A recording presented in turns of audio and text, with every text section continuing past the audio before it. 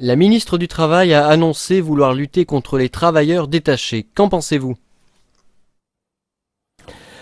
Oui, Madame Pénicaud, ministre du Travail, a annoncé effectivement vouloir lutter contre les travailleurs détachés. Alors moi je me permets de faire un retour aux épisodes antérieurs. On nous a expliqué à partir de l'été 2017, M. Macron venant de s'installer à l'Élysée, qu'on allait voir ce qu'on allait voir, qu'il allait lutter contre les travailleurs détachés. Et il s'est rendu à Prague, il s'était rencontré avec le Premier ministre slovaque et le Premier ministre tchèque. Les journaux français avaient dit c'est extraordinaire, il les a mis dans sa poche, etc. Il a déjà des soutiens. Après ça, il était allé en Bulgarie, où là ça s'était moins bien passé, d'autant plus qu'en Bulgarie, il avait critiqué la Pologne sur l'affaire des travailleurs détachés, que la première ministre à l'époque de Pologne l'avait mal pris, lui avait dit que Macron pouvait aller se faire cuire un œuf et que la France ne pesait qu'un pays sur 28 et que la France n'avait pas plus que la Pologne le droit de fixer le droit européen et donc on ne bougerait pas sur les travailleurs détachés. Bref, on a entretenu les Français dans cette illusion, ce bobard monumental, que M. Macron avait obtenu des choses sur la directive travailleurs détachés. Je rappelle ce que c'est au passage pour les travailleurs détachés. Pour ceux d'entre vous qui n'auraient un petit peu perdu de vue ce que c'est. Ce qu'on appelle travailleurs détachés, ce sont des citoyens d'un pays membre de l'Union européenne qui vont travailler dans un autre pays de l'Union européenne. Ils doivent normalement être payés selon, avec le SMIC. Par exemple, des Bulgares ou des Roumains peuvent travailler en France. Ils doivent à ce moment-là être payés au moins au SMIC français. Ça, c'est une chose. Mais les cotisations sociales sont celles qui sont acquittées dans le pays d'origine par l'entreprise qui le fait.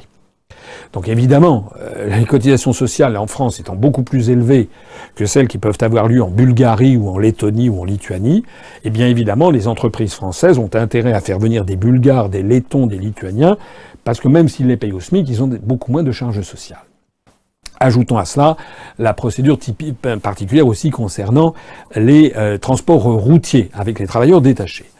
Enfin bref, tout ceci pour dire que M. Macron, paraît-il, avait obtenu des choses formidables, il n'a rien obtenu du tout. Et le poteau rose vient d'être dévoilé, révélé, et on vient d'apprendre, effectivement, ces jours-ci, que le nombre de travailleurs détachés en France a augmenté de façon phénoménale. L'année dernière, en 2017, on a compté officiellement 516 000 travailleurs détachés, une augmentation de 46% par rapport à 2016. Il faut que les Français qui m'écoutent se rendent compte du phénomène. Les travailleurs détachés, ils étaient, d'après les statistiques, 96 000 en France en 2008. 96 000 en 2008, 2008 c'était hier, c'était il y a 10 ans.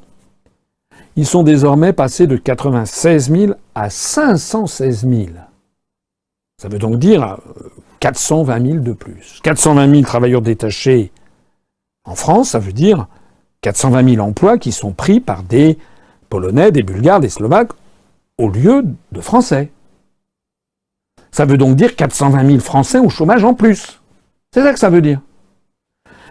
Face à ce désastre, qui revient à quoi? Qui revient à mettre en concurrence les systèmes de couverture sociale, de protection sociale et de charges environnementales, etc., qui peuvent peser sur les emplois en France.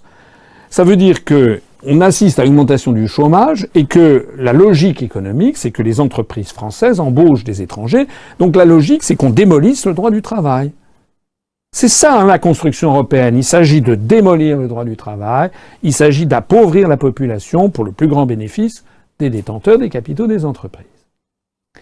Alors, face à ce scandale, n'importe quel homme d'État en France digne de ce nom, c'est-à-dire qui est là pour défendre l'intérêt du peuple français, non d'une pipe, devrait dire « Je n'applique plus la directive des travailleurs détachés ». Et donc, disant je n'applique plus la directive des travailleurs détachés, ça veut dire je ne respecte plus le droit européen. Et ne plus respecter le droit européen, sauf à être traîné devant la Cour de justice de l'Union européenne et à être condamné à des amendes jusqu'à ce qu'on applique le droit, il n'y a qu'une seule solution pour ne plus l'appliquer, c'est de sortir de l'Union européenne. C'est ce que nous proposons depuis maintenant bientôt 11 ans. Tout le reste est littérature. Alors, vous m'avez posé la question de Madame Pénicaud. Pauvre Madame Pénicaud. Enfin, pauvre. C'est l'une des ministres les plus riches du gouvernement.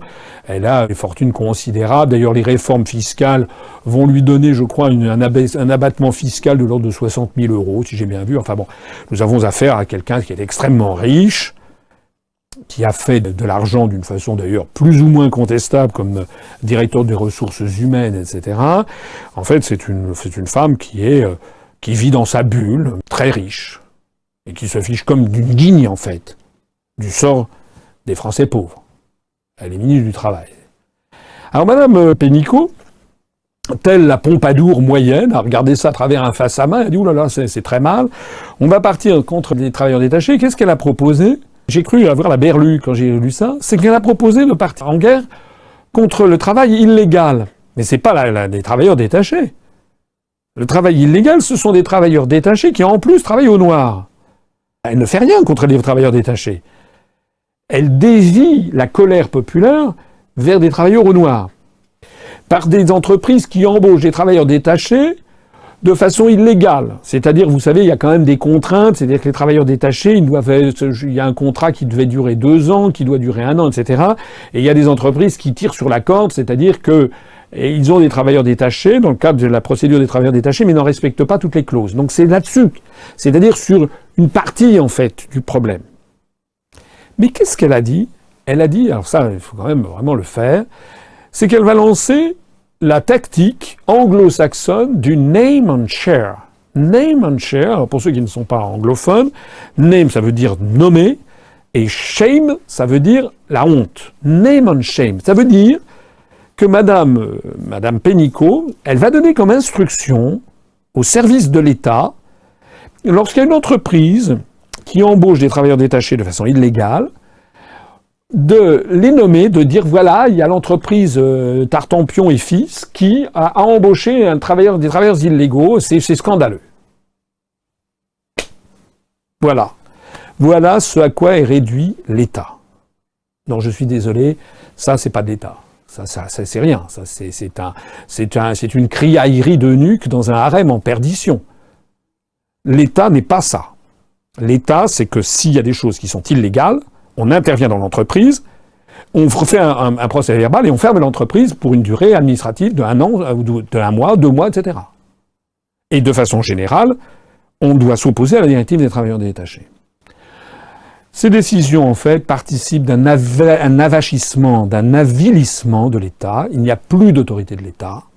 Quand on considère que la seule chose que l'État puisse faire, c'est de s'indigner publiquement de quelque chose, c'est qu'il y a vraiment quelque chose qui ne va plus en France, et qu'il est maintenant grand temps,